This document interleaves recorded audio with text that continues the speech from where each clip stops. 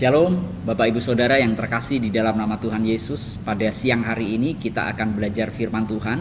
Dan sebelum kita belajar dan merenungkan firman Tuhan, mari kita akan berdoa terlebih dahulu. Mari kita berdoa. Bapa yang kami sembah di dalam nama Tuhan Yesus, kami mengucap syukur pada siang hari ini Tuhan berikan kami kesehatan. Itu semua karena kasih dan setia Tuhan. Kami juga berdoa jika sebentar kami akan merenungkan kebenaran firman-Mu. Berikan kami hikmat yang daripada Tuhan, supaya setiap firman bisa kami renungkan dan bisa kami terapkan di dalam kehidupan kami. Terima kasih Bapa, di dalam nama Tuhan Yesus kami berdoa dan bersyukur kepadamu. Amin. Nah saudara, hari ini saya akan mengajak Bapak Ibu Saudara belajar firman Tuhan yang saya beri judul Jangan Sombong. Nah mari kita akan buka di dalam Kejadian pasal yang ke-11 ayat yang ke-4. Alkitab berkata seperti ini. Juga kata mereka, marilah kita dirikan bagi kita sebuah kota dengan sebuah menara yang puncaknya sampai ke langit. Dan marilah kita cari nama supaya kita jangan terserak ke seluruh bumi. Nah saudara, di ayat yang kita baca ini menceritakan tentang orang-orang yang sedang membangun menara Babel. Nah waktu itu mereka berkumpul bersama-sama, mereka mempunyai satu bahasa, mereka mempunyai potensi, mempunyai kapasitas, mempunyai sumber daya untuk mendirikan kota Babel. Dan ketika mereka mempunyai sumber daya, mereka mampu, mereka mempunyai potensi, maka mereka berunding bersama-sama. Kemudian orang-orang Babel ini sepakat di ayat yang keempat berkata, mari kita dirikan sebuah kota. Nah sampai di sini masih normal saudara. Karena mendirikan sebuah kota itu merupakan sesuatu yang wajar, tidak bertentangan dengan hal-hal apapun, tidak bertentangan dengan norma-norma apapun. Ini niatnya baik, membangun kota.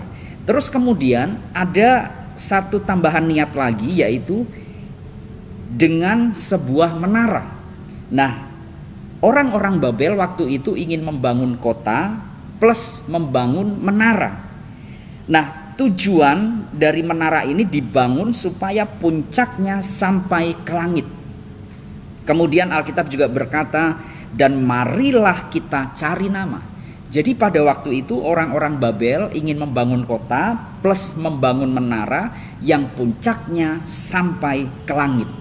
Nah saudara, dalam tradisi perjanjian lama, kegiatan orang yang ingin menuju ke puncak sampai ke langit adalah simbolisasi orang-orang yang sombong yang ingin menyamakan kedudukannya dengan Tuhan.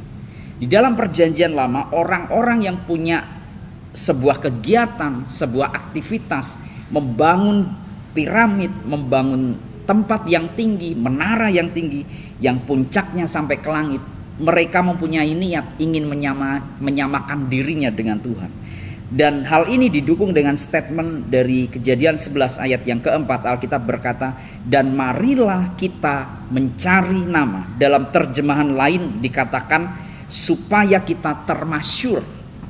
Nah saudara, ini merupakan hal sombong yang dilakukan oleh orang-orang Babel.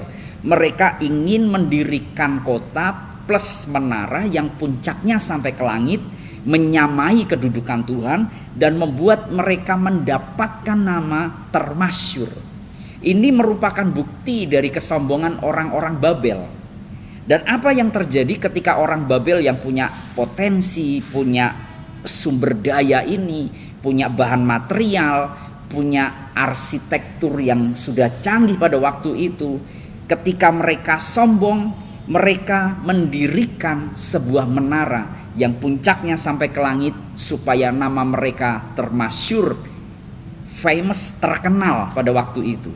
Jadi kalau kita singkat, kita simpulkan, tujuan dibangunnya kota dan menara Babel bukan untuk pemukiman anak cucu mereka, tetapi tujuannya supaya mereka terkenal, termasyur, dan mendapatkan nama dan menyaingi kedudukannya dengan Tuhan.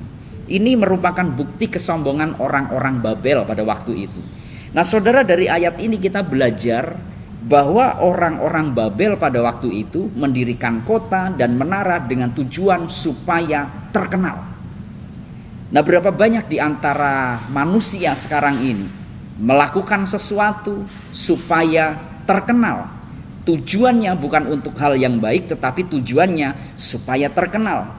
Berapa banyak orang-orang di dunia ini yang membantu orang lain mengupload foto-foto, bantuan sosial dan lain sebagainya, tujuannya untuk terkenal. Ini merupakan kesombongan manusia. Berapa banyak orang-orang yang melakukan prestasi-prestasi yang tujuannya bukan hal yang tulus, melainkan untuk terkenal. Berapa banyak gereja-gereja yang melakukan program-program yang tujuannya supaya terkenal. Nah, saudara, di ayat ini kita belajar supaya kita jangan sombong, jangan mencari popularitas, jangan mencari nama seperti yang dilakukan oleh orang Babel. Kenapa? Karena ketika kita mencari nama, mencari popularitas, sombong dengan apa yang kita miliki, memamerkan apa yang kita miliki, menyombongkan apa yang kita punya, Alkitab mencatat bahwa Tuhan waktu itu dari surga turun melihat menara tersebut, dan Tuhan meruntuhkan menara tersebut. Orang-orang Babel pada waktu itu bahasanya dikacaukan Tuhan, dan menara itu menjadi runtuh. Nah, saudara, dari ayat ini kita belajar bahwa Tuhan membenci kesombongan. Ketika kita mempunyai sesuatu yang lebih, ketika kita punya potensi yang di atas rata-rata, ketika kita mempunyai sumber daya yang sangat mencukupi, mari jangan sombong, mari jangan menyombongkan, memamerkan apa yang kita miliki.